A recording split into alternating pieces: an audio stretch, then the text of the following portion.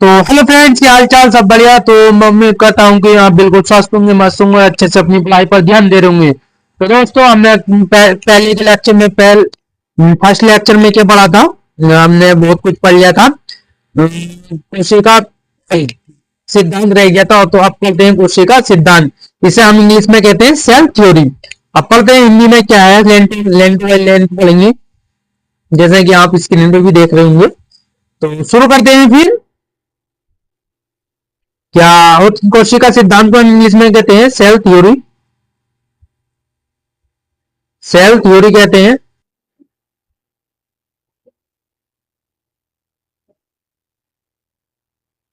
तो 1838 में जर्मन के वनस्पति वैज्ञानिक मेथिस स्लाइडेन, क्या 1838 में जर्मनी के वनस्पति वैज्ञानिक, ये वनस्पति वैज्ञानिक कहते हैं मेथिस स्लाइडेन ने बहुत सारे पौधों के अध्ययन के बाद पाया कि ये पौधे विभिन्न प्रकार की कोशिकाओं से मिलकर बने होते हैं। ये बात सच है कि पौधे जो होते हैं वो बहुत सारी कोशिकाओं से मिलकर बने होते हैं।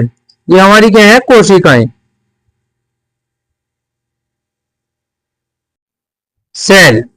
तो जो पौधों में काय का निर्माण करते हैं, ऊतकों का निर्माण करते हैं। ये बात सच है। और लगभग इसी समय 1829 में एक ब्रिटिश प्राणी वैज्ञानिक आए जो कहते हैं थियोडोर श्वान ने, जो कि जंतु कोशिकाओं में अध्ययन के बाद में पाया कि उन्होंने कोशिकाओं के सबसे भारी परत क्या होती है? जीव द्रव्य झिल्ली, है नी। इसे वैज्ञानिकों पादप ऊतकों के अध्ययन के बाद पाया कि पादप कोशिका में कोशिका भित्ति मिलती है, जो इसकी क्या है? एक विशेषता है। उपरोक्त आधार पर श्वेसन ने अपनी परिकल्पना रखते हुए बताया, स्वान ने क्या करा? अपनी परिकल्पना भी रखते हुए बताया प्राणी व वनस्पति का सही कोशिका और उनके उत्पादों से मिलकर बना होता उत्पाद, यानी कि ऊतक। अब स्लाइडेन व स्वान ने संयुक्त रूप से कोशिका सिद्धांत को प्रतिपादित किया। ये क्या है? स्लाइडेन और स्वान ने संयुक्त रूप से कोशिका सिद्धांत को क्या किया? प्रतिपादित किया। यद्यपि इनका सिद्धांत ये बताने में असफल रहा, ये कहते हैं कि नई कोशिकाओं का निर्माण कैसे होता है। पहली बार रोडोल्फ विर्चा 1855 में आए। ये कौन से नए कितने हुए? एक वैज्ञानिक ये था और दूसरे वैज्ञानिक ये थे थियोडोर श्वान, और तीसरे वैज्ञानिक ये हुए। तो कुल मिला के कोशिका सिद्धांत में कितने वैज्ञानिक होते? 3 वैज्ञानिक होते। ये कोशिका विभाजित होती है और नई कोशिकाओं का निर्माण पूर्ववर्ती स्थित कोशिकाओं से होता है। इन्होंने एक फेमस लाइन दी, ओमनिस सेलुला ई सेलुला। इन्हें स्लाइडेन और स्वयं की परिकल्पना का रूपांतरित किया और नई कोशिका सिद्धांत को प्रतिपादित किया। वर्तमान समय के परिप्रेक्ष्य में कोशिका सिद्धांत इनकी था, क्या था? कोशिका, सभी जीव कोशिकाओं व कोशिकाओं के उत्पाद से बने होते हैं। ये बात सही है। सभी जीव जो होते हैं वो कोशिका और कोशिकाओं के उत्पाद से बने होते हैं, और सभी कोशिकाएं पूर्व स्थित कोशिकाओं से निर्मित होती है। ये बात सही है, हाँ? आगे बढ़ते हैं। अब पढ़ते हैं हम कोशिका का समग्र अवलोकन। तो समग्र अवलोकन में क्या है? तो आरंभ में आप प्याज के छिलके और मनुष्य की गाल की कोशिकाओं को सूक्ष्मदर्शी से देख चुके होंगे। उनकी संरचना का स्मरण है। प्याज की कोशिका जो एक प्रारूपी पादप कोशिका है, ये बात सच है। प्याज की कोशिका होती है, क्या है? पादप कोशिका। जब इसके बाहरी परत की एक स्पष्ट कोशिका भित्ति होती है। जो हमारे पादप पाए जाते हैं उसकी बाहरी परत की होती है कोशिका भित्ति। उसमें क्या नहीं मिलता? कोशिका झिल्ली नहीं मिलती, कोशिका भित्ति। ठीक नीचे कोशिका झिल्ली होती है, और मनुष्य की गाल की कोशिका संगठन से बाहर की एक तरफ केवल एक झिल्ली होती है जिसे निकलती दिखाई पड़ती है। प्रत्येक कोशिका के भीतर एक संघनन झिल्ली युक्त संरचना मिलती है जिसे केंद्रक कहते हैं। इस केंद्र में गुणसूत्र क्रोमोसोम होते हैं जिसमें अनुवांशिक पदार्थ डीएनए होता है। जिस कोशिकाओं में झिल्ली युक्त केंद्रक होते हैं उसे यूकेरियोट व झिल्ली युक्त केंद्रक नहीं मिलता, उसे प्रोकैरियोट कहते हैं। जो जिसके केंद्रक के अंदर केंद्रक अगर केंद्रक के ऊपर झिल्ली है तो वो झिल्ली किसमें मिलेगी? यूकेरियोटिक कोशिकाओं में, और जिसके अंदर झिल्ली नहीं है तो वो किसके अंदर मिलेगा, प्रोकैरियोटिक कोशिकाओं में, है ना। ये प्रोकैरियोटिक कोशिकाओं में मिलेगा। और जिसे कोशिका द्रव्य कहते हैं, इन दोनों पादप जंतु कोशिकाओं में कोशिका की किरण होती है। कोशिका द्रव्य एक प्रमुख स्थल होता है। कोशिका की जीव अवस्था संबंधित जैविक विभिन्न रासायनिक अभिक्रियाएं संपन्न होती है। अब देखते हैं यूकेरियोटिक कोशिका।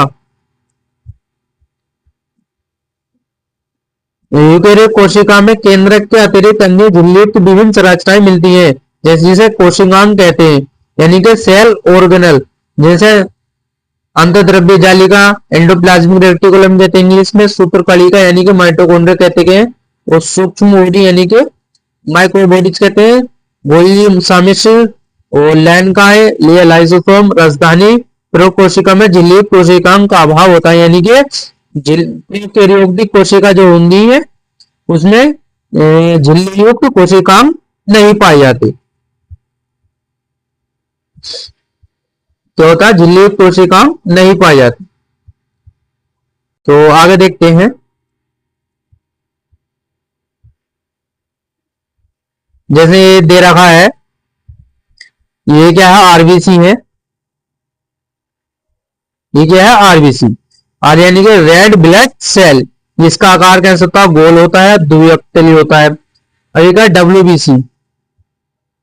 डब्ल्यूबीसी का कैंसर होता है व्हाइट रेड ब्लड सेल, है ना। तो ये केस की आकृति कैसी होती है, अमीबा विकृत होती है। स्तंभाकार उपकला कोशिकाएं कैसी होती है, लंबी व संकरी होती है। और तंत्रिका कोशिकाएं साकित व लंबी होती है। और दीर्घीकृत वाहिनिकाएं दीर्घीकृत होती है। और मध्योतिक यानी कि मीजोफिल कैसे होती है, कोशिकाएं गोल होती हैं।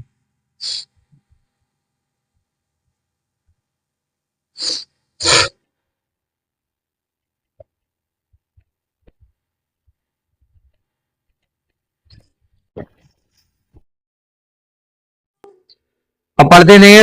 यूकेरियोटिक कोशिका और प्रोकैरियोटिक कोशिका दोनों कोशिकाओं में झिल्ली रहित कोशिकांग अंगक यानी कि राइबोसोम, प्रोकैरियोटिक कोशिका में भी और यूकेरियोटिक कोशिका में दोनों में क्या पाया जाता है, राइबोसोम पाए जाते हैं। सही है, राइबोसोम पाए जाते हैं। अब प्रोकैरियोटिक कोशिका में कितने कौन से पाए जाते हैं, 70 एस राइबोसोम पाए जाते हैं। और जबकि यूकेरियोटिक कोशिका में कितने प्रकार के पाए जाते हैं, 70 और एस और 80 एस दोनों प्रकार के क्या पाए जाते हैं, हमारे राइबोसोम पाए जाते हैं।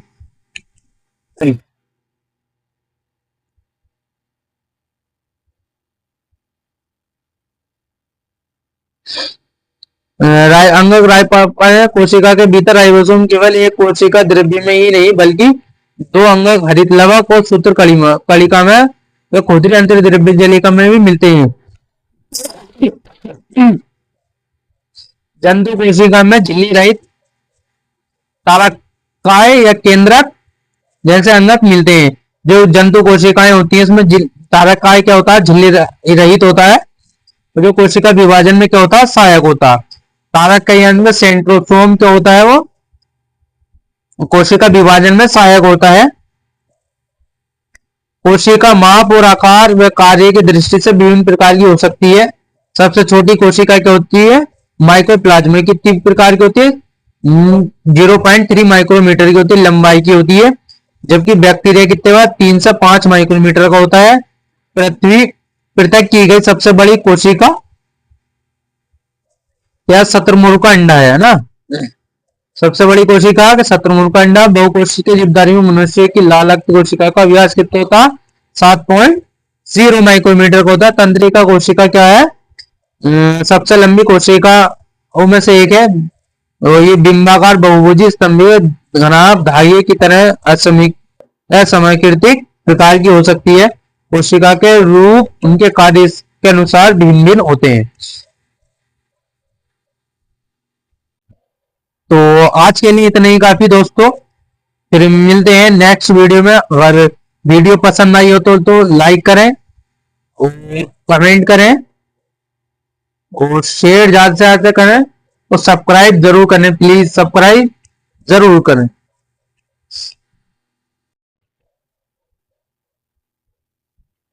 थैंक यू, धन्यवाद।